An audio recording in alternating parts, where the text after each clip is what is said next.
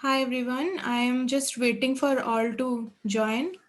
I have shared a link in the chat box, so please go to that link and start the activity until everyone joins, and then we'll come back in the next 4 minutes. You can share your answers to me directly on WhatsApp.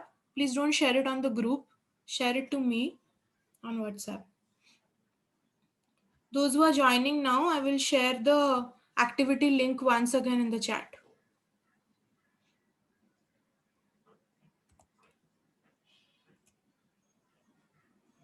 Those who joined in just now, there is an activity link in the chat box.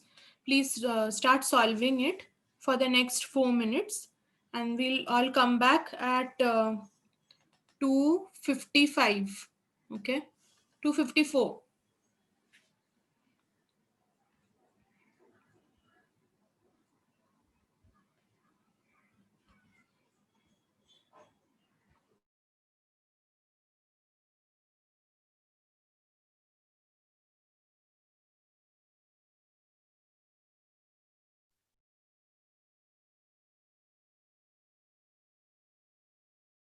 Yogeshwari and Danya, did you get the link in the chat box? Yes. Okay, Yogeshwari, what about you? Okay, all right, you all can start solving it and share it to me on WhatsApp.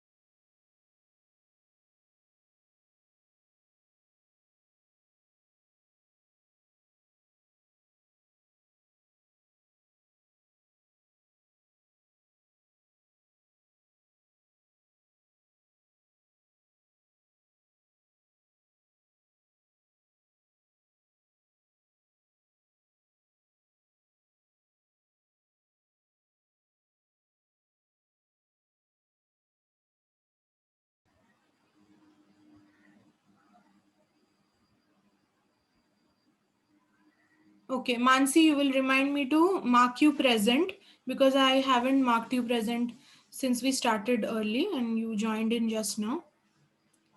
All right. After discussing about how to assess species diversity, we will then move on to doing some case studies, reading about protecting endangered species, and then uh, there are a few next steps that I will ask you to do for preparing for session 2. Okay, beginning with assessing species diversity. When we say assessing means we are measuring or calculating, or we are trying to investigate the species diversity of a place. So this can be done by practically going to a field and collecting data, or by analyzing the data already prepared and presented to you.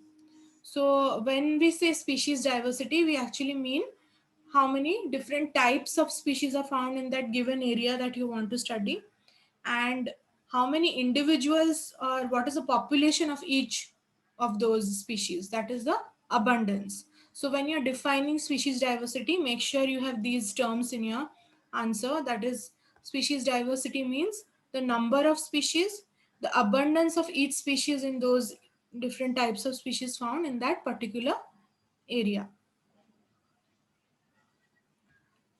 So we say that species diversity is measured in terms of two different ways, by measuring the species richness and species evenness. Species richness means the number of different species in a given area. So on screen, there are two different scenarios. Um, Take a minute to study these two ecosystems. There are different species in each. Which ecosystem has high species richness? The one on the left or the one on the right? You can share your response in the chat once you have observed carefully.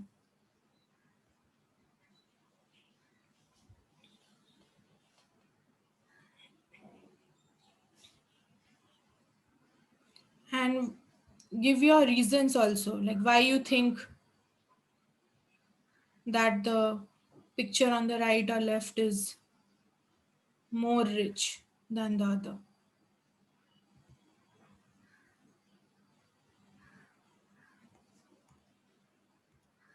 Girls, it will be better if you can unmute and say, because I am not being able to open the chat box when I am on presentation.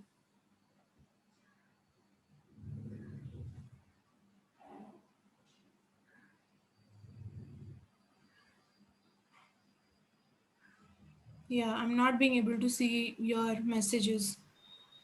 So it is the left side because we can see that the number of different species is greater in the left side compared to the right one. Okay.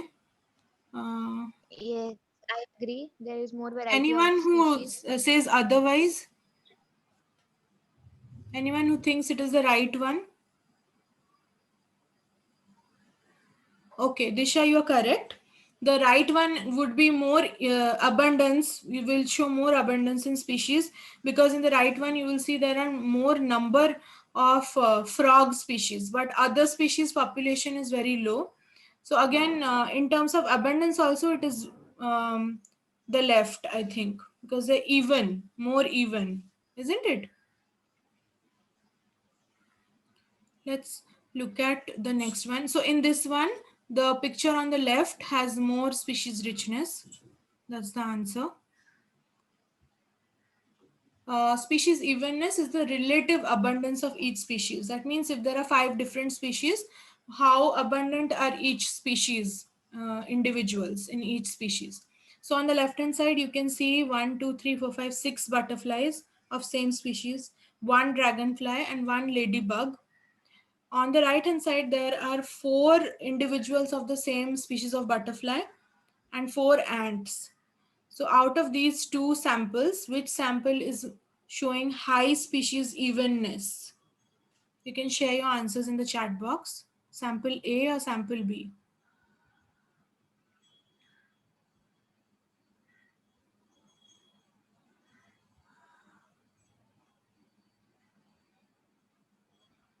Yes. So the answer is sample B, because in sample A there may be more species richness, but the abundance of the dragonfly and the ladybug is just one. There's only one individual representing that species. Whereas in case of the sample B, there are 4 individuals representing each species. So the relative abundance is high. So that's how we measure species diversity on the ground scale. But when we are statistically measuring it, there are different techniques to do that. So I want you all to take a minute and read this paragraph, these 3 paragraphs about species diversity taken from your Mary Jones textbook, which also gives you some examples of species diversity. So please remember these named examples. When asked in exam, you can refer to them in your answers also. Just take a couple of minutes and read this.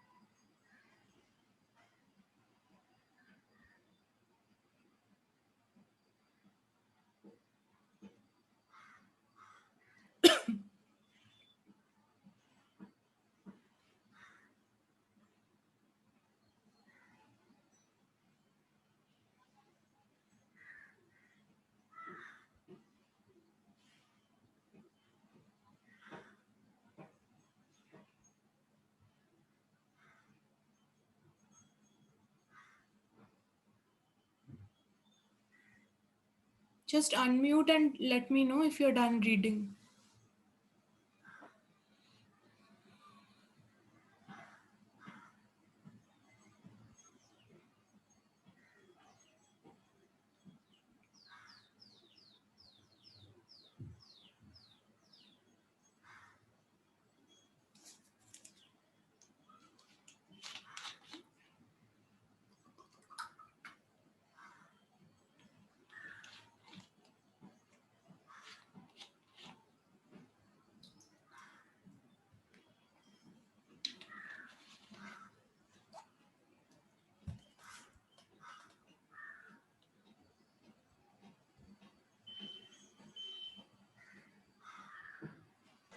I'm done reading.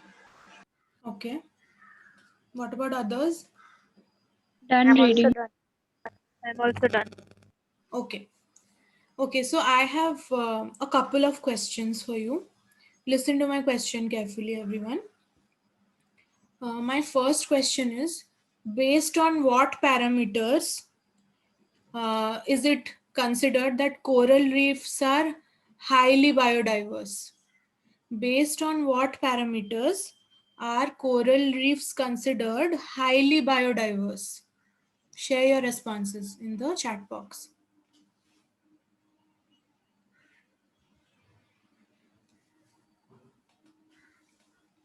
Based on what parameters are coral reefs considered as highly biodiverse ecosystems?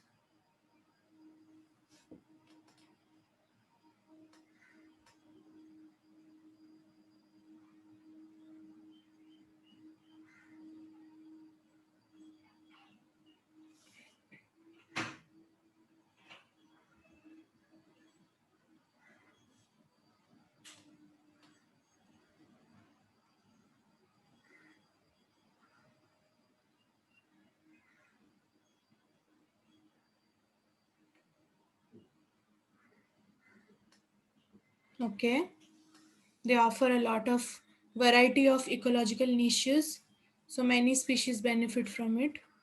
Evenness and abundance in the ecosystem is high. Okay, fact that they provide different ecological niches. Okay, so I hope you all remember what ecological niche means. It means the role of the animal or the plant, not just its trophic level, but also what role it plays in its community. Is it a decomposer? Is it a producer? Or is it just a consumer? Or what is its role? Is it a pollinator? Those are the ecological niches. And when you have varieties of species, there are many more niches. And because of many more niches, um, Sandhya, you said other species benefit. Can you elaborate a little more on how other species may benefit when niches are more? What is the advantage of having many varieties of niches than few varieties of niches? So I meant that since there are large number of niches available, and so more species can probably live there, or Yes, you are coming yeah, very close like to the answer, but you're not saying it. Why having many layers of niches is beneficial for that place? Think. If there are not many niches, then everyone will have a common niche. Then what is the problem with that? there will be competition. Yes, correct. When there is competition, Yes. there will be fights, there will be hunting, there will be predation, and there will be more risk to uh, loss of life. That means the species will have chances of extinction. But when an ecosystem has many niches, then they have more chances of survival because there will be less competition for food, mate, and shelter. Okay, that understanding should be clear in our mind. What is another reason why it is highly biodiverse, the coral reef?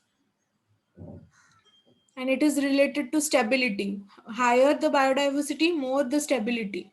We had discussed this in our previous classes also. Yes, I think Disha has actually mentioned that the fact that they can provide a food web instead of few food chain. That means different animals will not be affected by predation. Their population will not decline because of the predator, because the predator will feed on more than one species. So the other species will have time to recuperate or bounce back and balance their population, or will get time to compensate that loss. Okay. I had one last question. That is, what is the reason why the tropics are the most biodiverse of all the ecosystem? What is the key factor? You can share in the chat box.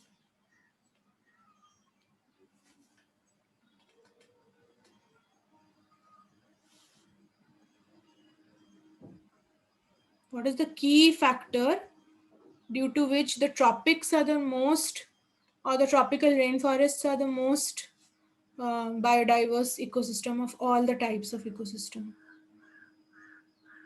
Disha, conditions means which condition?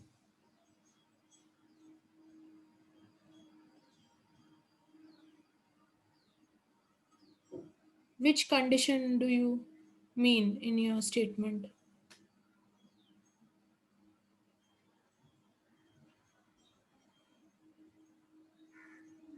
Yes, extreme temperatures are not there. So the climatic conditions are very moderate. The most important thing, girls, always remember is moisture or availability of water. That determines the variety of species that can survive. No matter how cold or how hot the place is, if moisture or water in any form is available, then life will sustain over there. Again, connect this idea. There will be many connecting questions from here. Why moisture is important is because of water's unique properties of making hydrogen bond, having high specific heat capacity. Because of that, even the ice can become a surface which will be a habitat for animals. Okay, or even water trapped under the ice is still warm, so that animals don't freeze to death in the water. So yes, availability of water and not too extreme weather condition is the main reason. Okay, let's move on to the next slide. So we'll quickly recap that species diversity can also be calculated on field by random sampling and systematic sampling. So I'll just take you through the slides. You can unmute and stop me to ask any question from the slide, or any question that you had before. You can ask me now while I'm taking you through these slides. So random sampling is done when you go to a place where the place is very uniform. Okay, uniform means it's a flat land or a slope with same type of vegetation from top to bottom. So the area of study is fairly uniform and the area of study is huge. That's when you do random sampling. And also you do random sampling when you have limited time. You don't have a whole year to do the study. Large number of samples records are taken in different positions, and the tool that you use over here are mostly different types of quadrats. If you remember that we studied 3 different types of quadrat. This one on your screen is a frame quadrat, then there is a grid quadrat, and there is a line quadrat. Okay, next. While doing random sampling, the data that we collect from each grid can be used to measure the species density. So how do you measure the species density? You count all the individuals of a particular species in one quadrat in all the grids, and you count them, how many came in one quadrat.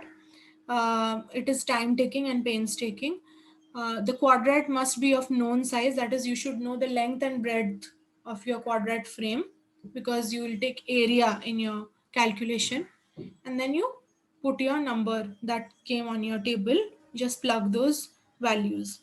So species density is total number of individuals that you counted in your quadrat divided by how many quadrats you had placed into the area of a quadrat. So if I have taken 10 positions, then in my number of quadrats, I'm going to place 10.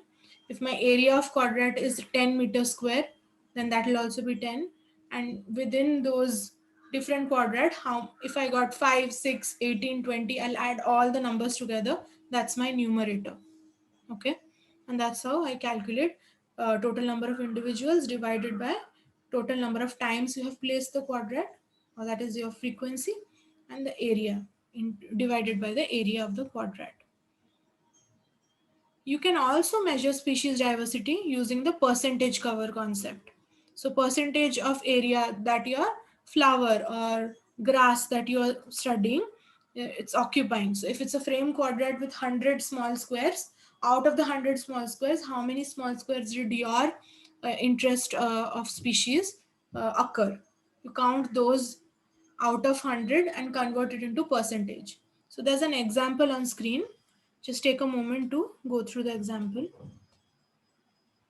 So a quadrat is placed in 1, 2, 3, 4, 5 different positions, covering areas in meter square. So the area is actually 1 meter square. Okay, that's the size of your quadrat. And in each reading, you got 9, 8, 8, 7, and 8 number of individuals in your, number of boxes in your quadrat.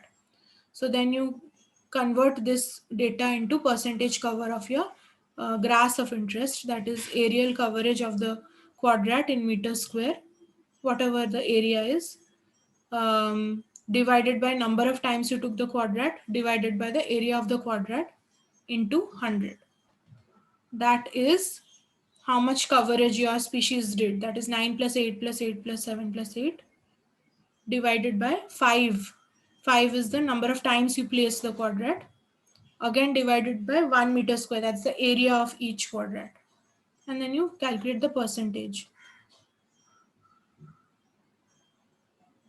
Okay, I hope these calculations helped you recap. You have already studied about all these things when you were studying Unit 18. So right now on screen, we have the question from our textbook itself. So I have purposely kept the question same so you can revise them well. Take 3 minutes and answer them in your notebook. Do you have a notebook and a copy pen with you right now? All of you? Yes. Okay. Try to solve this question, explaining why the same technique is used for two different areas. And they found 56 species in woodland and 12 in the grassland. What other data could they have collected to compare the biodiversity of the two ecosystems? So once you finish writing, you can let me know that I'm done.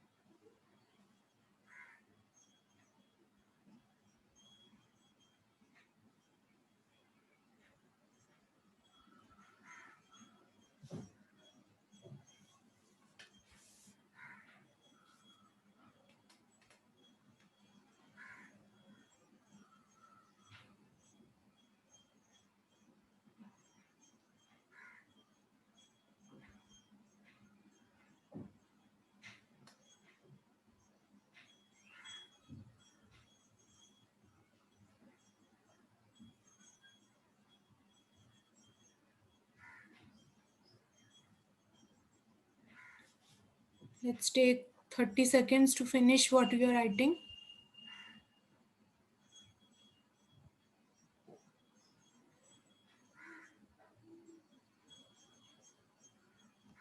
Okay, you may also share your responses in the chat box. I forgot to mention that.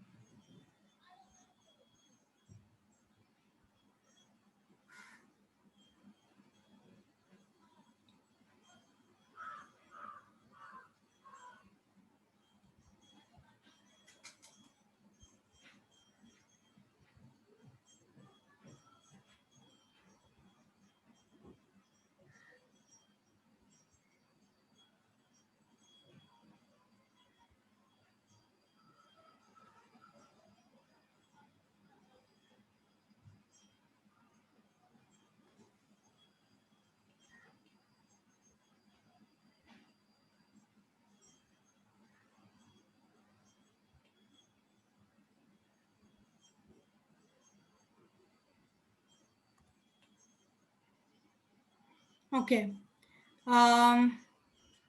So the first answer, that is explain why they use the same technique.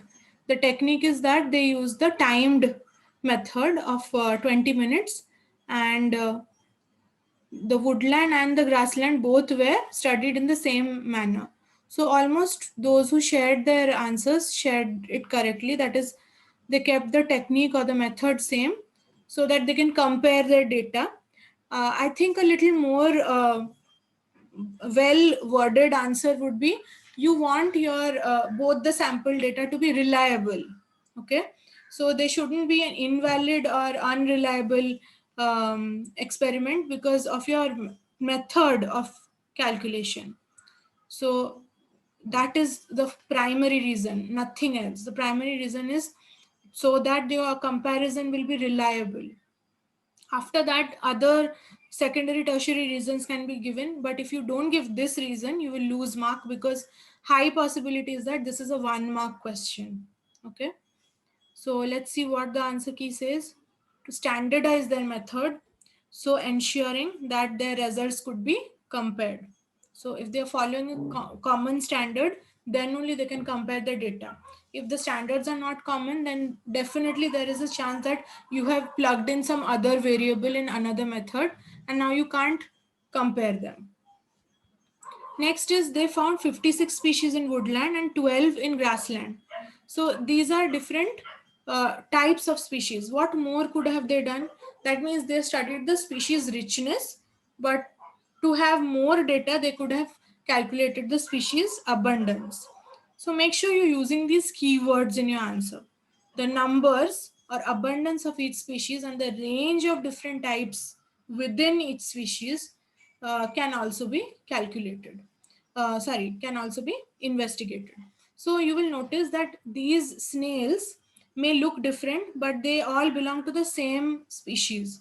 So you can not only study how many individuals are there in the species, but within them also all the variations can be subgrouped. Means which snails have stripes on their shell, which have black stripes, which have brown stripes, how many of them have yellow shells, and how many of them have cream colored shell. So those sub varieties can also be investigated. I think most of you were close to correct answers. So Disha, you are asking their calculation becomes easy. Uh, this is not because of ease, this is also because of how reliable your experiment is. You would not want to waste your time and do an investigation which others will find invalid. So all your time and effort goes into waste. So you are not doing an investigation just to get an answer or mathematical calculation. In a real life scenario, an investigation is done with an objective. You want to find answers to a question by doing the practical experiment. After doing the experiment, after getting the result, if your method was only faulty, then all your time and effort goes into waste. Okay, so the main aim is to make your method valid or standardized. I don't think calculation would be a very relevant point, Disha, to be honest. So that couldn't be a reason at all. Okay. Okay, let's move to the next question. This question also you all have solved earlier. A quadrat reading is already given to you. A survey gave the following results for a species of red sea anemone, Isactinia tenebrosa.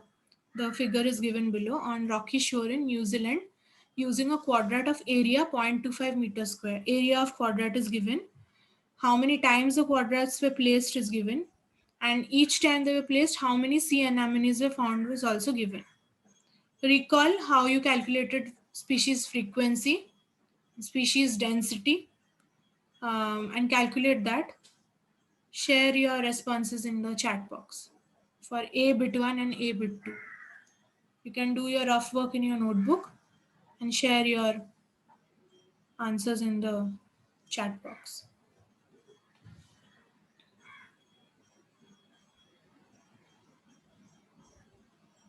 So how will you calculate the species frequency?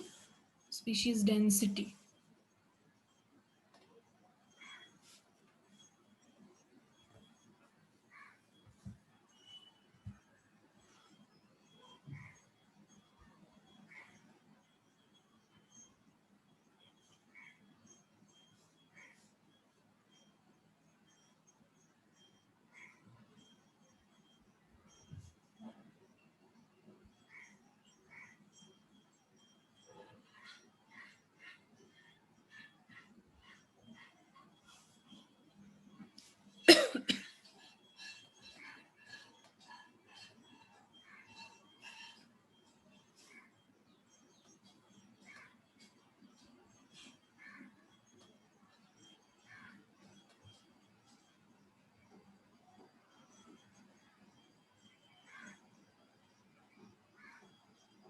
Any idea?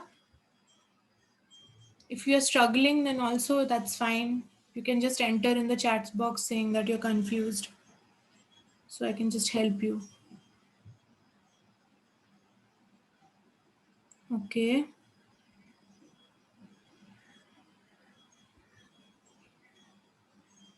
Shreya, which answer did you give? Bit 1 or bit 2?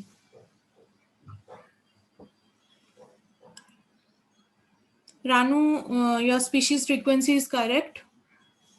Shrutika? Yes, Shrutika, you are right. But you have only calculated 1. Both of you. Shrutika and Ranu, you have done only either bit 1 or bit 2.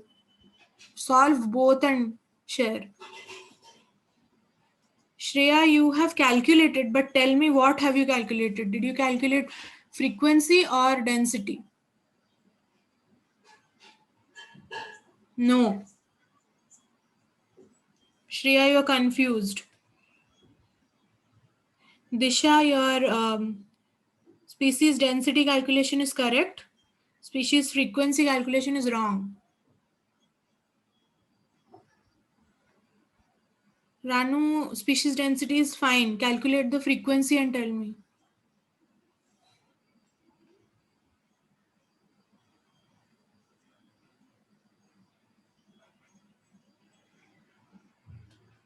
Just now we saw the formula of species density. So Shreya, what did you calculate? Did you find out? Okay, Ranu, you're right. You got both the answers. Shrutika, you got the species frequency correct. Danya, first one is correct. Bit B is wrong. You calculated, but you didn't see the decimal space.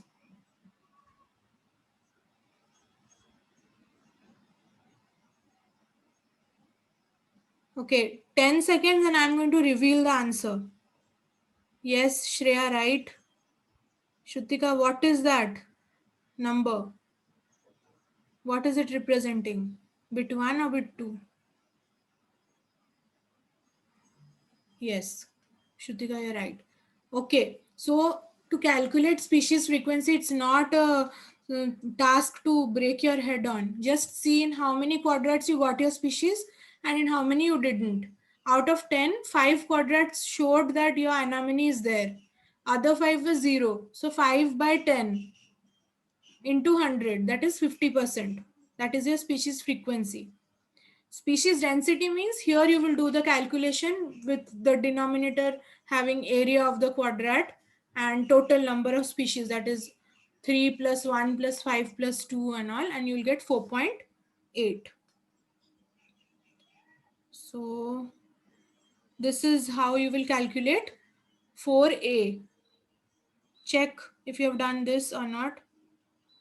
Danya, check where you made a mistake.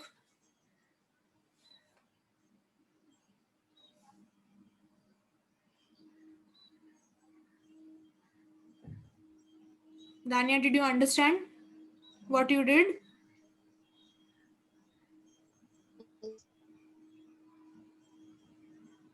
You forgot to multiply 10 with the area of the quadrat.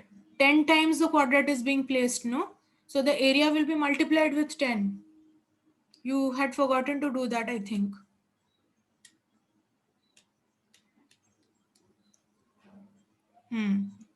Okay, now work on bit B, everyone.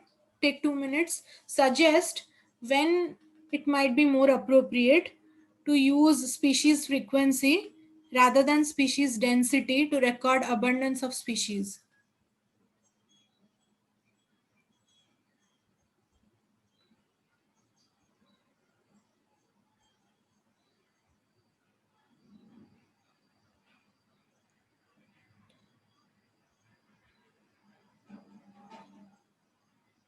Sandhya, Mansi, Vaishali, be little prompt when you're sharing your answers. Others are sharing faster than you.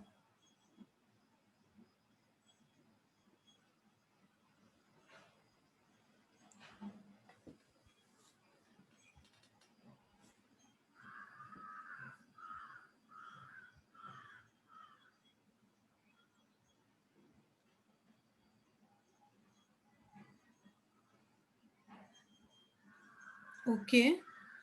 Vaishali says when the area is not uniform, it is more appropriate to use species frequency rather than species density, because species density is based on the area of the quadrat, but if it is uneven, then you will have to take percentage cover or the frequency. When we have to talk about particular areas, we can use density, correct? But in the question, they're asking when will you use frequency more. It's not asking when will you use density more. Also, it's asking rather than abundance. Sorry, rather than species density, when will you use species frequency to calculate the abundance? Yes, Disha, you're right. Sandhya, you're right. Vaishali, you're right. When it's not possible to count every individual, correct, Ranu? Because sometimes some plants overlap and cover, the other plants are not visible. When area has its species spread all over randomly, we use species frequency. Danya, this is a very general answer. The species will be spread out all over the area. Then why not calculate species density?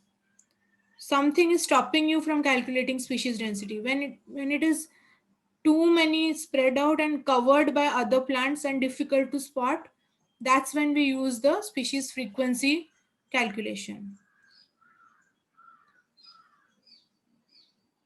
Yes, Mansi, you're right. We will use frequency more when we want to see if the species was present in each quadrat.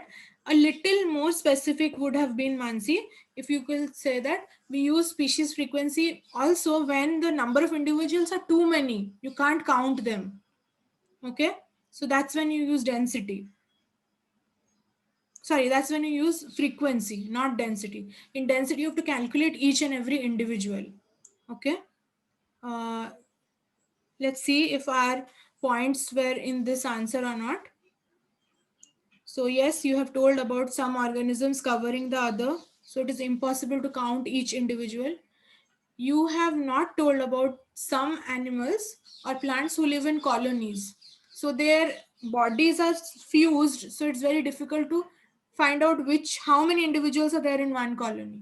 So that's when we calculate the whole colony as one. So that's when we take species frequency. Grasses are often interconnected and spread by asexual reproduction. So they are very difficult to count. So these are the times when you use species frequency rather than species density to calculate the abundance. Okay, we'll skip this question because we should move ahead.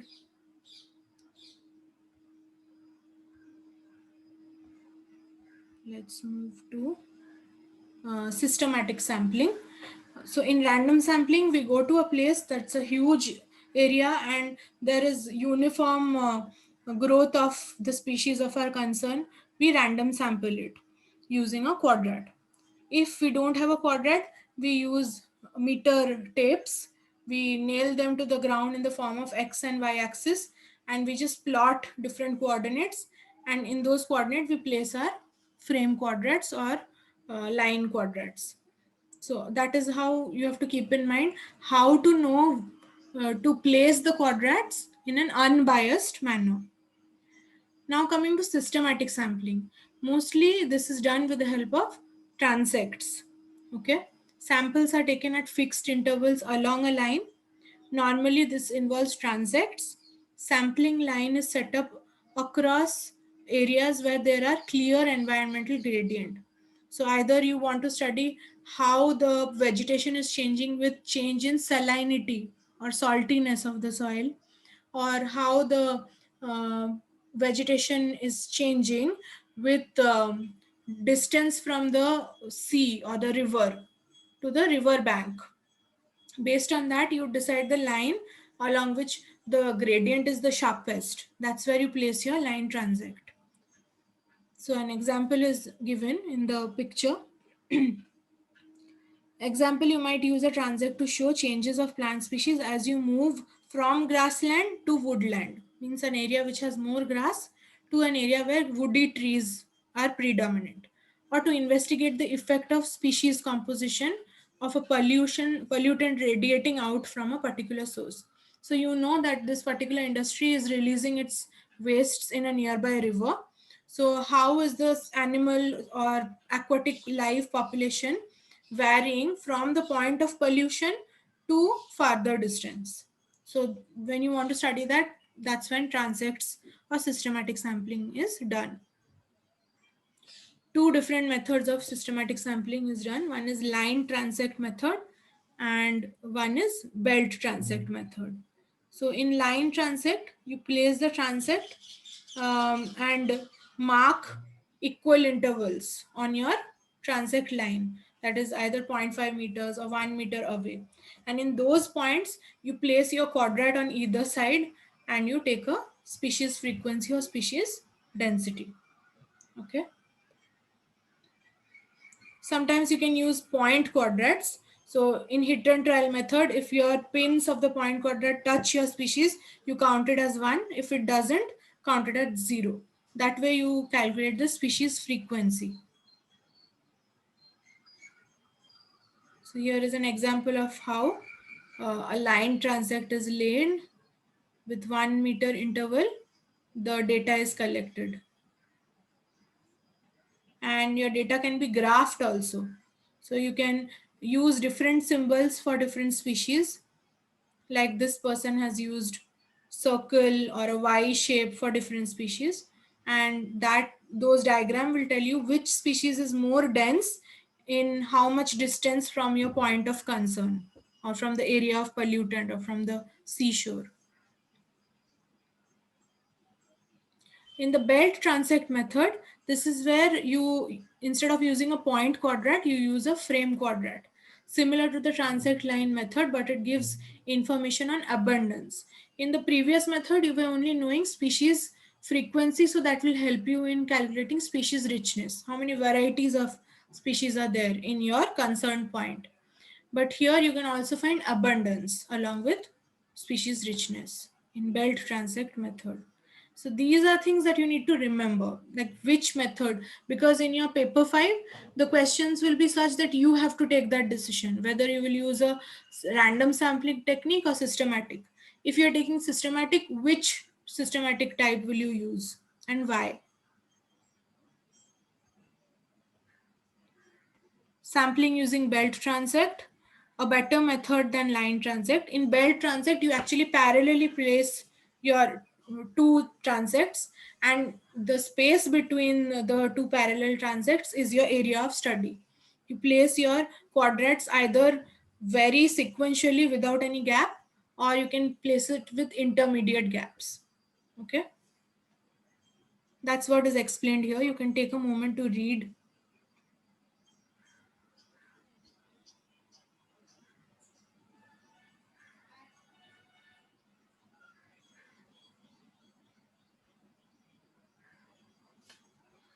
All right. Shall I move to the next slide now?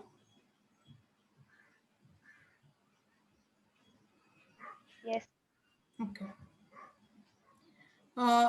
Whatever data you get about different species in your belt transect observation, you can transform that data into kite diagrams or histograms.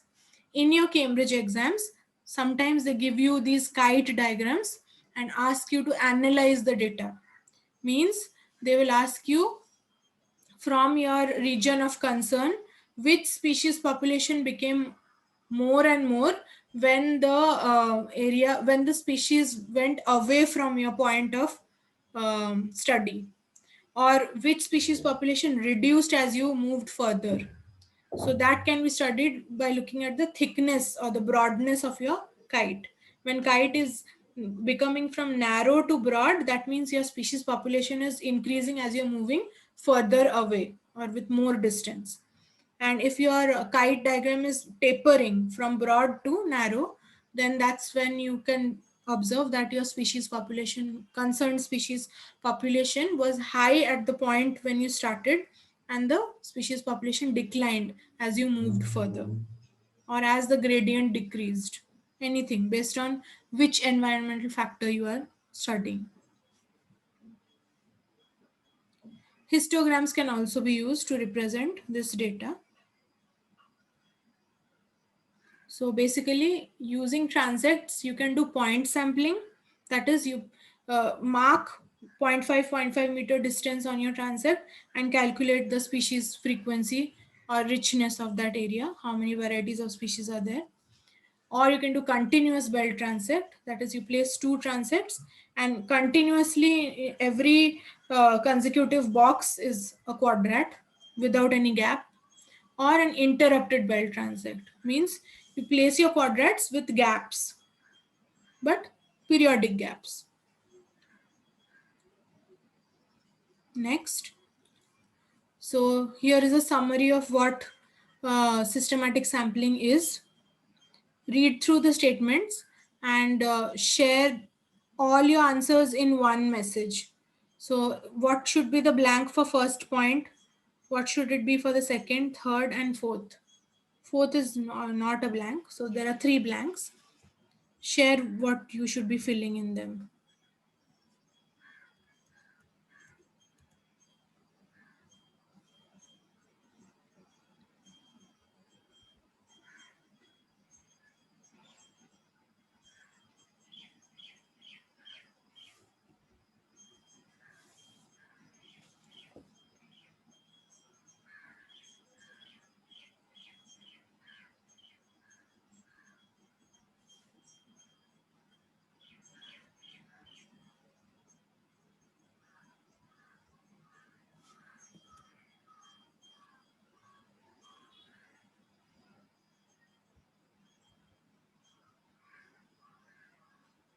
Yes, Sandhya, your answer is correct.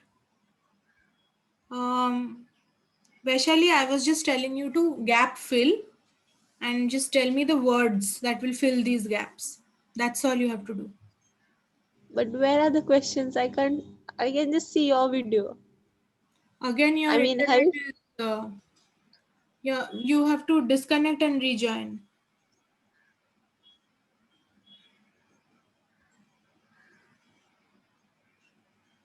Can you see now?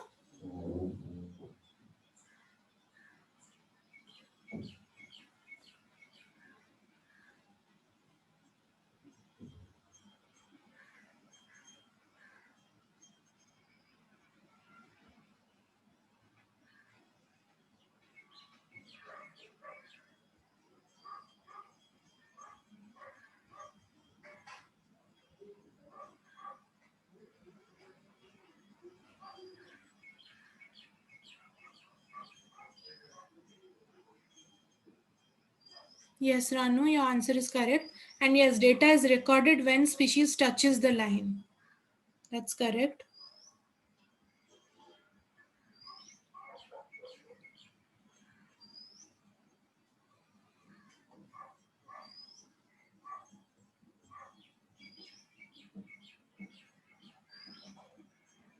Yes, Ranu, all your answers are correct. I will wait for another last 30 seconds.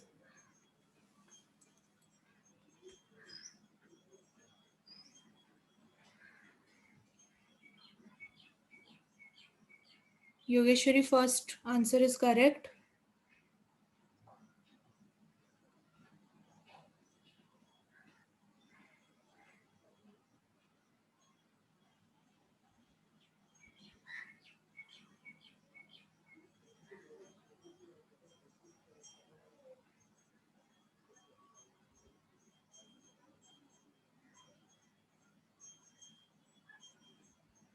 Okay, I will now be sharing the answer slides with all of you, where you can see what the complete summary is.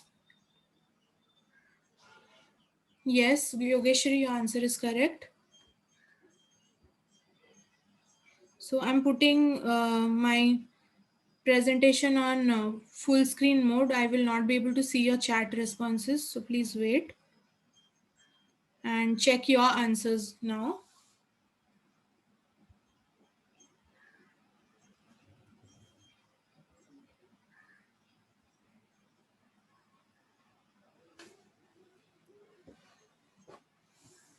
So equal intervals or fixed intervals is where you place your quadrats along the transect line. A line transect uses a tape measure stretched across the ground in a straight line. Any species that touches the line are recorded. A belt transect uses two lines or parallelly two transects, and all species present between the two lines are recorded. An interrupted belt transect uses quadrats that are placed at intervals, and species within them are recorded. Okay, so those who responded in the chat box were more or less correct.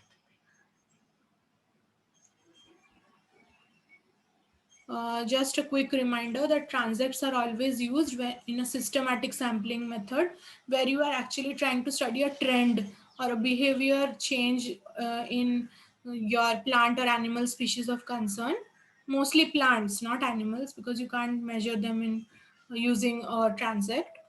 Uh, and how their behavior changes when a certain environmental gradient is affecting on their growth or not. Yes, measuring all of that. So for example, you are measuring the population density of a particular type of grass as you're moving away from the forest towards the grassland. So the sunlight changes, the intensity of wind will change. How does that affect the growth of this grass? If you want to study that, you will do a systematic sampling using line transect or belt transect. So next is, before we start doing all of this, or if we are doing this kind of ecological species diversity measurement for insects or for animals or anything that's moving, a quadrat will not be of any use, and a line transect will also not give you much of information because the animal will move away from there. So if you find any species, the first step that you need to do is identify it. So to identify that, you most of the time use something called a key. Okay, so that's what is also there in your textbook, that biologists use identification keys to name the organism that they find. And there are different forms of keys. Either your teacher will give you an authentic catalog of different species found in that habitat that you are exploring, or you will have to refer to a certain authentic encyclopedia or literature resource from the internet, or you can use different apps on your phone to identify different animals. So here is an example of a particular app that gives you a guide on which type of bug are you looking at, what is the name of that. So this is something that your teacher may customize and give, because she knows that these bugs are more frequently found in your terrain. Or sometimes a dichotomous key is constructed. The dichotomous key means it will always lead you to a yes or no answer. If yes, then you move to deciding what your species is. If no, then you move towards the next set of question. So it's something like this, where looking at a particular animal, you start from a very general question to gradually more and more specific question, which will lead you to which animal you are observing, help you in identifying it.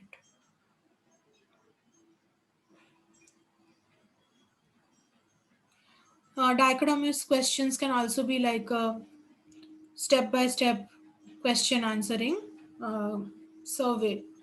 So if is your leaf having this feature? If yes, then go to another pathway of questions. If no, then you are directed to another pathway.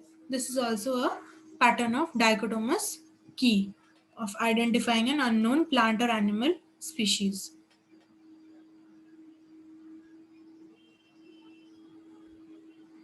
These are more examples. And finally, another way of measuring species diversity is doing the Simpson's index of biodiversity. You already know that in your exams, the formula will be given to you, but you should know what small n and what capital N stands for. Small n stands for the number of organisms in each reading, or if particular species, and capital N is the total number of organisms of all species. Okay. So the most important thing is we always successfully calculate Simpson's biodiversity index, but then we fail to interpret what is the, after we get the result, what to do with that result. What is the meaning of that result? The meaning of the result is always something that oscillates between values 0 to 1. If your capital D comes close to 0, that means that ecosystem whose species diversity you were calculating has very less diversity. But if your answer comes very close to 1, that means this region has high biodiversity. It should not be more than 1. If it is more than 1, you have done some calculation error. Okay. So here is a worked example of how to calculate Simpson's diversity index. Take a minute, and before I show you the answer, you try and solve it. Solve it in your notebook and share your answer to what did you get capital D as and what is the meaning of that. Take a couple of minutes.